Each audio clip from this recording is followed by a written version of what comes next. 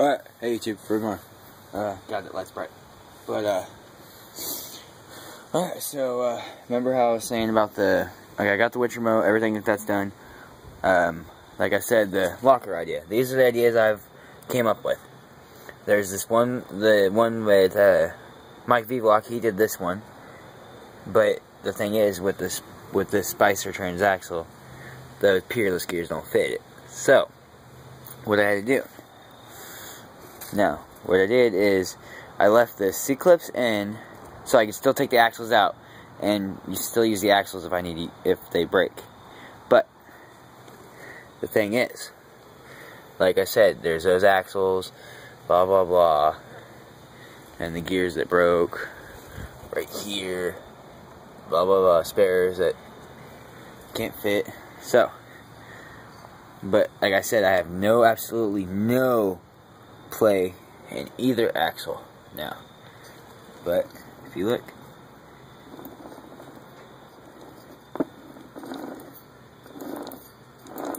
it is posy.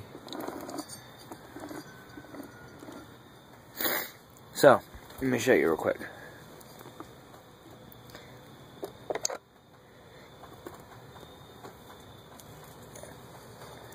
Show you guys I did my shifter too. But okay, like I said, how this goes. You got your regular gear sets and all that. You got your bull gear. The trick to this is, if you're gonna do it, this is an old axle I had, so I'm gonna clean it all up. I'm gonna re-weld it. But the thing is, don't weld the axles to the thing, or you don't weld the pin.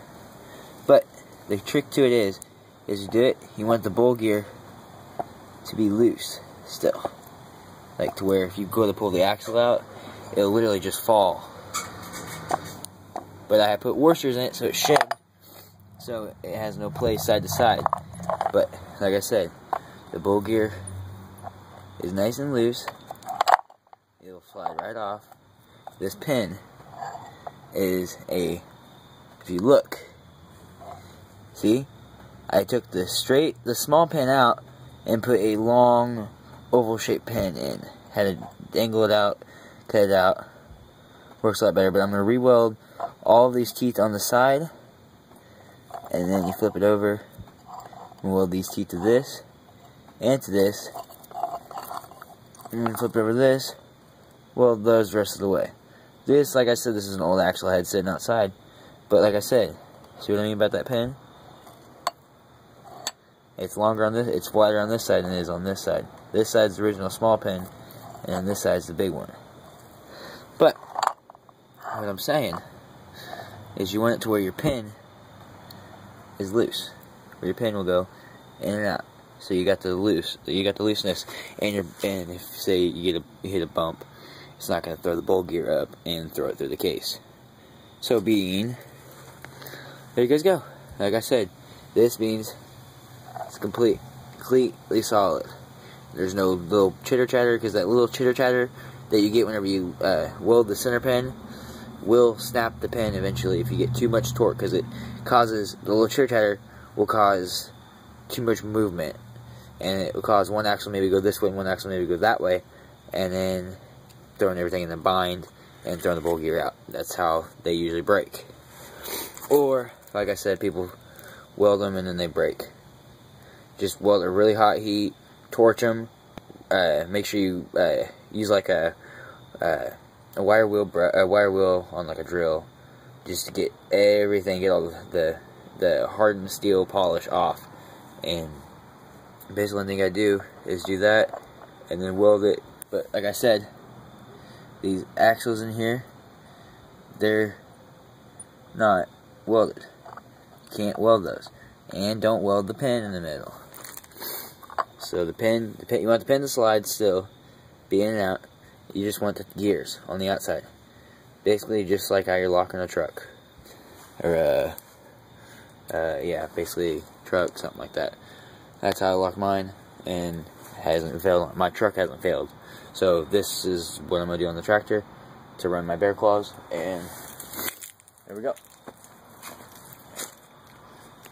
But I'm gonna show you.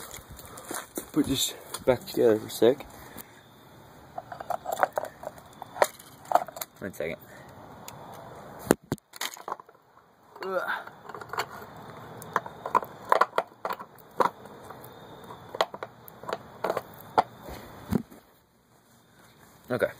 so we got the gear back in. Like I said, I put washers on each side, so there is no play whatsoever, because that will fuck up the bowl gear every now and then. But like I said, this thing's got to be loose to where it's loose to where you can get into it if you need to. Adjust this one back.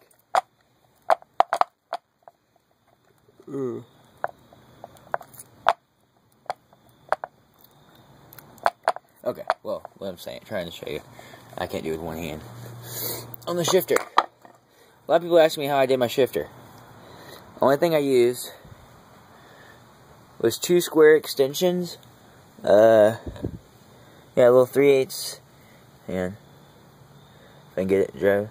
Little 3/8 extensions. And then it has a square bit. And then you can just basically tack it on there. It looks like crap because it's not polished off, but you can just tack it on there and it holds. The only thing bad about it is you can't, if that you need to replace that, you can't get it out unless you cut it off. But alright guys, like I said, so there's this thing, and everything on it runs right. I think that I'm going to run my belt brake design on it that I came up with on the Craftsman a while back. Because this one, it don't need a spline shaft. It takes regular size hub with a key. So I think that's gonna be a lot easier finding a brake disc for it. That, or I'm gonna run drum brakes from the 0 turn I got all the way back there. But alright guys, Primo, sign off. Tell me what you guys think. And oh yeah, also too, another thing I did. This gear, replace this with the Peerless one. Same with this gear. This gear is a smaller gear out of a 920 series, and this one's out of a